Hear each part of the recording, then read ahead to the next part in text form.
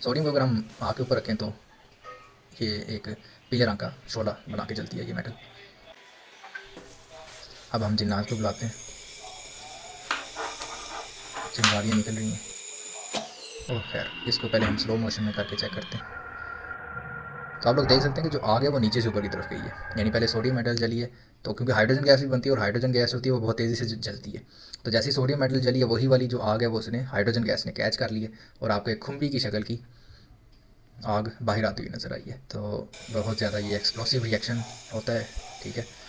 इसीलिए sodium metal को एक बहुत ज़्यादा एक्टिव मेटल कहा जाता है।